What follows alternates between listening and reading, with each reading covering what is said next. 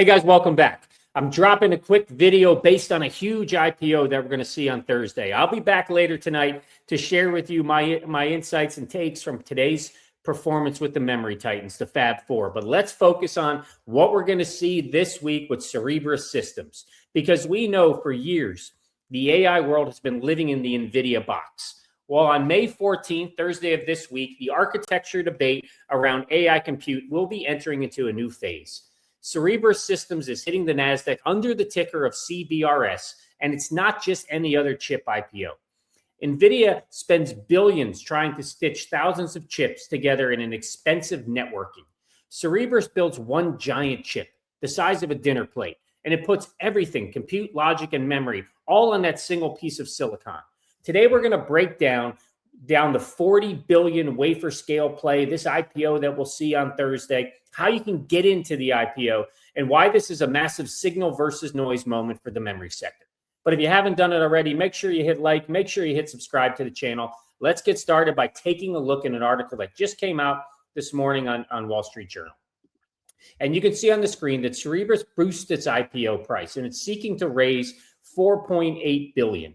Guys, they actually increased the number of shares that they're offering. They initially came out with 28 million shares, They increased it to 30 million shares based on the demand.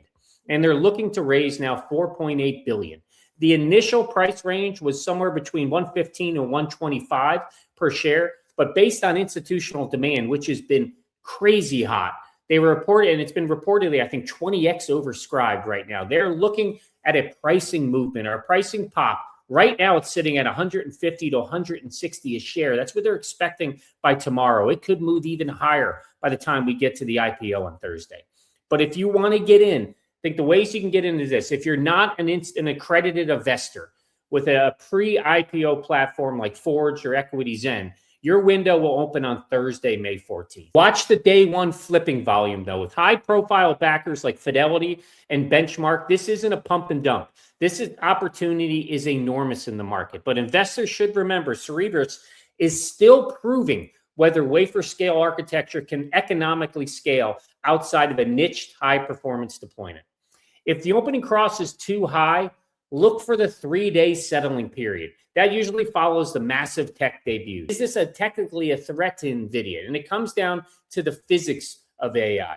Let me pull up this article. We can walk through pieces of it together, because we know that NVIDIA's bottleneck is the off-chip move. Every time Blackwell chip needs data, it has to talk to an HBM memory, HBM3 in this case, and that creates latency and it creates heat. Cerebras' system is a bit different. They have 44 gigabytes of off-chip SRAM, and they're using this Wafer-Scale Engine, their SWE3. Let's take a look at this deep dive here, because you can see some of the benefits right here in the highlighted area. Cerebras leaves the wafer intact, a gargantuan processor, and the current iteration, the Wafer-Scale 3 engine, is fabricated by TSMC on a 5-nano process featuring 4 trillion transistors distributed across 900,000 AI compute cores. If you just look at the scale difference, it is 57 times larger than a single NVIDIA B200 die. Right there, you can see how massive differences is. When I mentioned it's just a dinner-sized plate chip overall. The biggest plus is the inference opportunity with Cerebras is because of SRAM. You can see here, and by keeping 44 gigabytes of SRAM directly on the wafer, Cerebras delivers a massive 21 petabytes per second of memory bandwidth, resulting in much faster inference, up to 15 times, according to the company, compared to the NVIDIA B200. But there are some other downsides, I would say, and let's dive into it. And I think ultimately this is where it'll go, in my opinion. But one thing is NVIDIA is already prepared for this. We know that with their acquisition of Grok and how they're looking to combine that system and use Grok for inference is a direct response to the competitive threat that they felt from Cerebras. And you can see here that NVIDIA is aware of the massive bandwidth from SRAM. So recently, they announced a unique inference solution that combines the best of both worlds. And you can see the Vera Rubin platform below here. It is pre-filled to the attention phase of decoding, and then Grok for the final token generation phase of decoding. So that's their kind of a shift overall.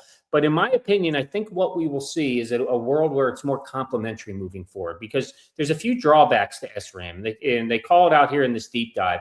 The key drawback for an SRAM-based inference system like Grok or Cerebras is that SRAM doesn't have much memory capacity. So you would have to connect 45 Cerebras wafers together to hold a 1 trillion parameter model. And that the KV cache stores all the context from the user queries.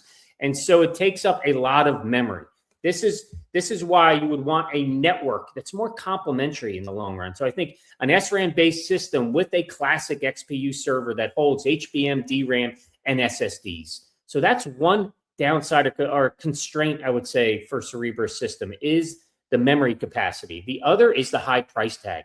The second drawback you can see here, it calls out in the article, is the inference system is the high price tag. While it can hold 100 trillion parameter model or more by networking 45 clusters together, it can cost more than 100 million or more. For comparison, a single NVIDIA Grace Blackwell 200 rack can hold more than 6 of these models in its HBM at a hardware cost of only 3.5 million. So that's a significant disadvantage overall for Cerebras systems. But they have deals in place. So they signed a $20 billion deal with G42 and have deep ties with OpenAI. They're not just selling chips, they're selling a 750 megawatt AI cloud service that bypasses the need for complex InfiniBand networking. And while we've been watching that initially, I said it was a 115, 125 level. We saw this morning that change. Actually, it changed over the weekend based on the institutional demand. And now that price is up to 150, 160 a share. This implies the valuation is pushing 40 billion, or a massive 70% premium over their private rounds just a few months ago. But if you look at the S1 filings, they aren't just selling chips. They're sitting on almost a $25 billion backlog, anchored by a transformative $20 billion deal with OpenAI. We are seeing a historic battle between NVIDIA's stitched architecture and Cerebras' wafer-scale architecture. If Cerebras can execute on this backlog, they don't just compete with NVIDIA. Cerebras challenges the assumption that scaling AI always requires larger distributed GPU clusters tied together with external memory and networking. And we have to talk about what does this mean for the memory sector, for us memory bulls on this channel. How does the Cerebras impact Micron, SanDisk, and the others? I think in the short term, it's actually positive. I think it's a rising tide. Cerebras proves that compute is nothing without memory. The hype around the Cerebras IPO will most likely rewrite the entire the entire sector, the memory sector overall, the AI backbone, or the key bottleneck that we've talked about. In the long term, I think it could be a structural warning. Cerebras uses SRAM, which is built directly onto the wafer. It's not external DRAM like HBM. However, due to the memory capacity that I just covered and the cost associated with the Cerebras inference system, I believe long-term, I do see more of a complementary play between SRAM, HBM, DRAM, and SSDs long-term. But, you know, when you look at TrendForce, they do estimate now that HBM could exceed 35 billion annually by 2027. And enterprise SSD, the demand that is tied to the AI infrastructure continues accelerating across the hyperscalers. So even in a wafer scale inference reduced memory movement inside, even if there was this inference scale reduced memory movement inside individual systems, the explosion in AI generated data still massively increases total storage demand globally.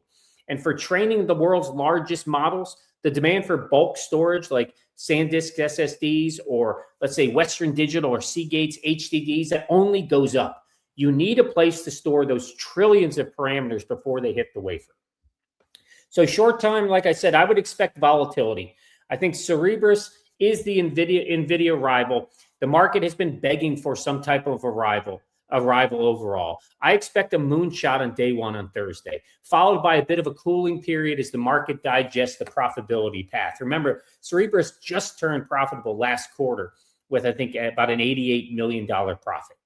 Long term, this is a 10-year bet on the end of small silicon. If Cerebras can prove yield at scale, they don't just compete with NVIDIA. They challenge the concept or the need for the entire networking rack. So I'll be watching the net order flow on day one. I'll be looking to see what the whales do overall. And if the whales hold through the first Friday, as we head into that opening weekend of the IPO, we may be entering into a new era for AI compute. But let me know in the comments below, what are your plans? Are you going to plan to play the Cerebras IPO? Are you sticking with the tried and true memory titans that we track on this channel? And are you staying long with Nvidia? Drop your price targets for Cerebras below. Where do you think it'll get to by the end of the first week? Where do you think the price will be on Friday when we head off into the weekend? I'm going to keep watching the signals and try to block out the noise this week and bring more updates to each and every one of you on the channel. I'll see you later tonight in my other video, but I hope you guys are having a great day. Talk to you soon.